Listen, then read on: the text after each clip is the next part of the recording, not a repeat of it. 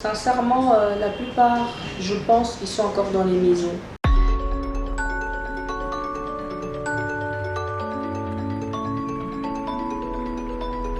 Ils ne sont pas scolarisés. On les garde parce que les parents et puis l'entourage trouvent que ces enfants ne servent à rien. À quoi bon de les éduquer? Ceux qui peuvent les éduquer, en tout cas les parents qui peuvent se battre pour éduquer, essayer de faire quelque chose pour que ces enfants ne restent pas à la maison. Mais la plupart ne sont pas scolarisés. Et puis les écoles, tout ce qui est pour vivants et pour les personnes vivant avec handicap, surtout mental, ça revient, la prise en charge revient un peu plus. Ça coûte plus cher qu'une prise en charge parce que un seul enfant peut avoir au moins 5 à 6 personnes qui le suivent. À l'école des amis de Daniel, nous avons des niveaux différents. Nous avons diverses activités. Parmi les activités, nous avons l'activité qui sert l'enfant à être en groupe avec les autres. Parce que ces enfants ici, ce sont des enfants qui veulent vivre toujours en isolement. C'est pourquoi on leur donne l'activité de socialisation, de manière qu'ils puissent s'approcher des autres et partager ensemble pour éviter cet isolement.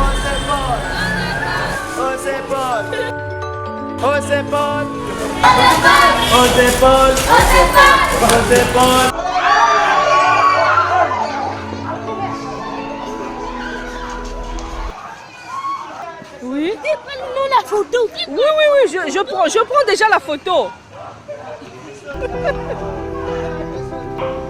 Les nouveaux parents, quand ils arrivent, quand ils appellent ou bien ils savent arriver ici, je les reçois d'abord, je reçois les parents pour avoir une idée, l'idée de l'enfant, de quoi ils ont besoin. Je les reçois, je les écoute. Je suis maman d'un enfant autiste, je préfère d'abord les écouter pour avoir une idée, pour savoir qu'est-ce qu'ils veulent. L'enfant étudie, parce que ceux qui veulent que l'enfant étudie, il y a ceux qui demandent un peu plus, mais en une courte durée, ce n'est pas possible. On échange avec les parents. J'essaie d'encourager les parents pour leur dire que nous devons nous battre. C'est vrai que les enfants viennent chez nous, mais nous devons travailler en collaboration avec les parents. Nous, on ne fait pas tout. Les enfants viennent du matin jusqu'à... Les avant-midi sont chez nous à l'école. Mais les après-midi sont à la maison. Alors nous devons travailler en collaboration, nous devons travailler en synergie pour que ce qu'on fait à l'école puisse avoir une continuité à la maison. Après moi, quand j'ai une idée de l'enfant, je demande aux parents d'aller faire un test psychologique pour ne fût-ce qu'avoir une idée de l'enfant. Parce que des fois, l'âge mental ne correspond pas à l'âge physique, vice-versa. Après avoir été passé le test chez la psychologue, et à partir de là, on a une idée comment orienter l'enfant. Et selon son âge, selon son niveau. On oriente l'enfant, on dit aux parents que l'enfant sera à tel niveau, niveau 1, 1B, 2B, 2A, 2B, 3, etc. Et il y a l'inscription, et il y a les uniformes, et l'enfant va en classe. Même si l'enfant va en classe et que la psychologue a déterminé à peu près le niveau de l'enfant, nous observons encore l'enfant. Peut-être le jour que l'enfant a passé son test psychologique n'était pas en forme, on peut permettre l'enfant. De niveau 2 peut aller au niveau 3, de niveau 3 on peut aller au niveau 4. Ça dépend, et cela dépend de l'enfant, comment l'enfant est en train d'évoluer, comment l'enfant, l'élève est en train d'apprendre, quoi. Mais il y a des fois, ils peuvent faire 6 mois dans une même classe, comme s'ils peuvent faire 2 ans dans la même classe, jusqu'à ce qu'ils essayent un peu de voir si l'enfant peut monter de niveau. Une fois après 2 mois, nous faisons quand même une réunion des nounous pour voir, pas seulement nounous, les personnes avec qui l'enfant reste plus souvent à la maison au cas où les parents ne sont pas là ou bien ils sont au travail. pour leur demander comment ça se passe à la maison. Et puis les enfants ont des devoirs aussi à faire. Si les parents ne savent pas aider les enfants à la maison, ou bien ils sont trop occupés, ou bien ils ne sont pas là les après-midi, il y a l'école du devoir à l'école.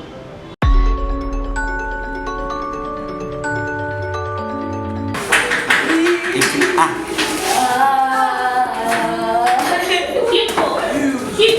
Oui. Et puis I. I. Écris ça ici. Que c'est, moi je tiens seulement la main. Ah. Très bien. Encore. Bravo. Attends. Bravo, comme ça. Pardon. Et. Ici encore. Et. Très bien. Ici. Et. Ici encore. Et. Essaye d'écrire et toute seule. Très bien.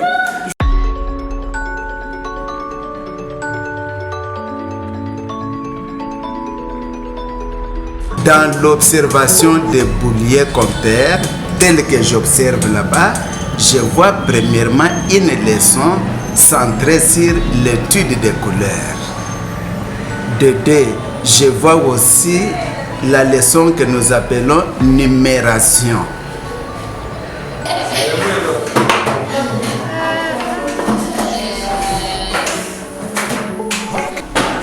Tu vas enfiler 30. Allez, on va.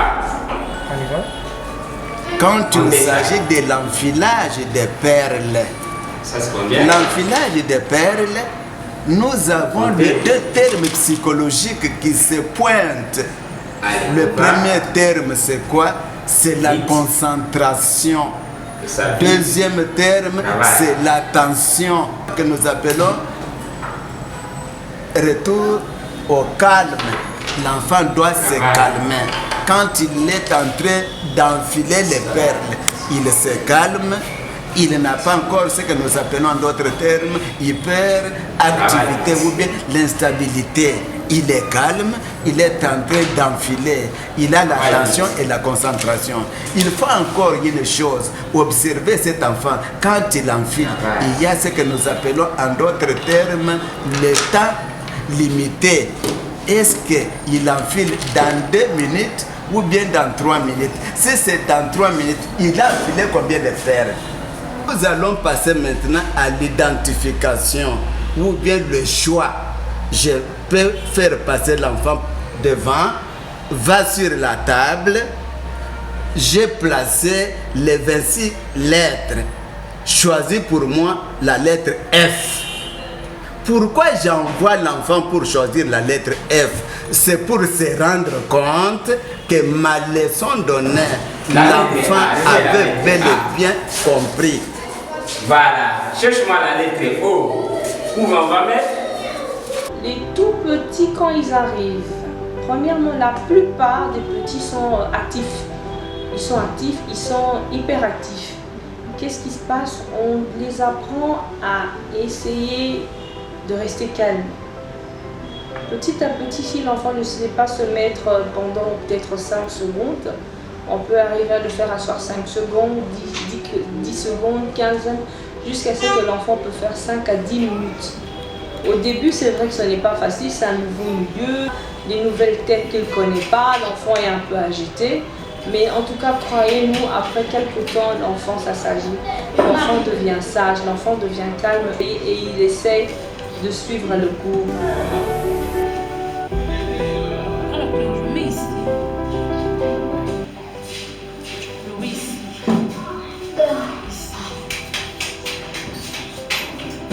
Très bien.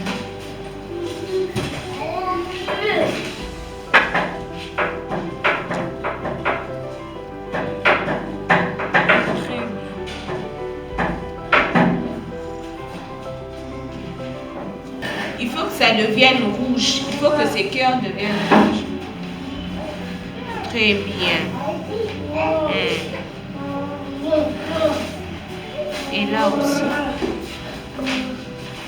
Très bien, c'est ça.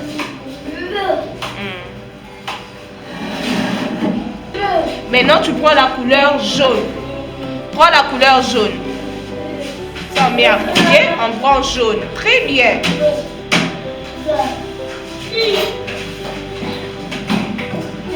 Et prends le pinceau. La prise en charge n'est pas facile parce que ce n'est pas toutes les écoles qui les acceptent. La prise en charge est très difficile. Par rapport à nous, c'est vrai qu'ils viennent chez nous quand ils sont petits, on les aide. Mais plus ils grandissent, ceux qui peuvent retourner à l'école ordinaire peuvent retourner à l'école ordinaire. Ceux qui ne peuvent pas retourner à l'école ordinaire, on leur aide à aller vers les métiers.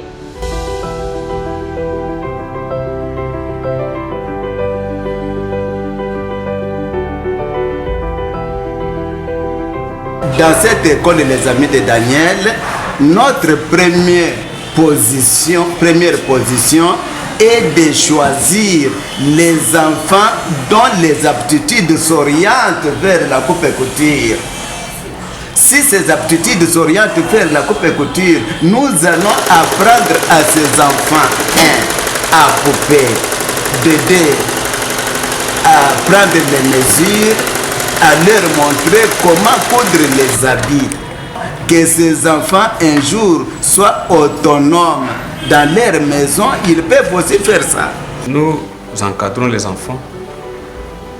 Il y a les activités que nous sommes en train de mettre en place. Nous travaillons beaucoup plus l'autonomie. Pourquoi? Parce qu'un enfant en province doit être toujours autonome. Parmi les activités que nous utilisons, il y a aussi le repassage. Parce qu'un enfant qui ne va pas à repasser, c'est une charge pour toute la famille. C'est pourquoi nous montrons aux enfants comment il faut repasser pour qu'ils soient autonomes lui-même.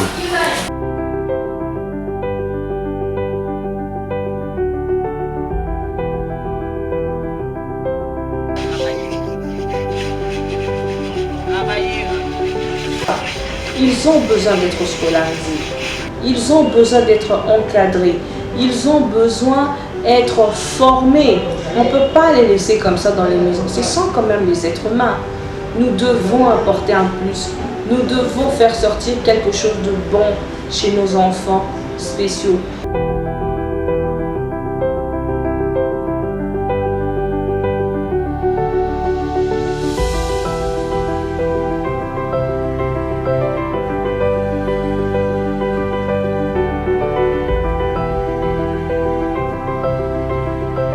Dis-moi un peu, parle un peu. Les riz, ok. Tu peux me montrer les riz? Ok. Les légumes, les poissons. C'est tous les poissons. Toi, tu sais faire les poissons? Oui, si nous parlons de la cuisine, premièrement, il y a en orientation les aptitudes physiques et mentales. Nous voyons cet enfant qui prépare. Est-ce que ces aptitudes s'orientent vers la cuisine? Si ces aptitudes s'orientent vers la cuisine, nous allons l'aider à préparer avec suivi. Quel suivi? Guidance verbale, guidance physique, à tel point que l'enfant arrive à être autonome dans sa vie. C'est bien. L'élève a le cours de coupe et couture. Il y a aussi les maths, l'élève doit apprendre les maths, les français, ceux qui peuvent apprendre l'anglais, ceux qui peuvent apprendre des autres cours, géographie, histoire, auront les autres cours, plus la couture. Parce qu'il y aura la couture bien sûr, mais l'enfant doit savoir lire, doit savoir découper, doit savoir mesurer. C'est ce qu'on fait pour nos adolescents. Ce sont les enfants, la plupart, surtout des autistes, j'ai remarqué, ils sont forts en technologie, tout ce qui apparaît, machines, ordinateurs, ils sont vraiment trop avancés. Et vous savez, les autistes, ils regardent, ils photographient, et puis ils peuvent vous faire des fois ils peuvent même déchiffrer le code. Vous avez mis le code, mais eux, ils peuvent arriver à déchiffrer ça. Petit à petit, il faut parler à nos enfants qu'il y a aussi des enfants spéciaux qui existent. Ils n'ont pas demandé de naître comme ça, mais petit à petit les inclure dans la société, les inclure tout autour de nous, dans les écoles.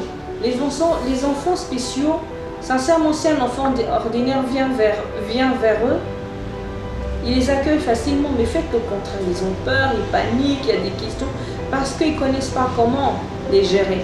Alors c'est à nous, aux parents, ça demande, nous autres les parents, de demander, de dire et de parler à nos autres enfants ordinaires.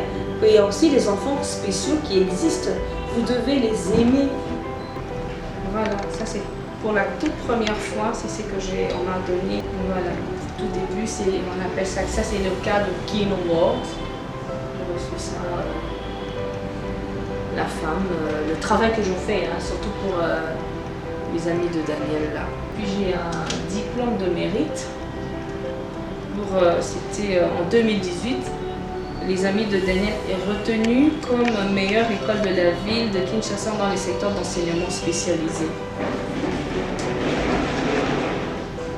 C'est à l'hôtel Memling.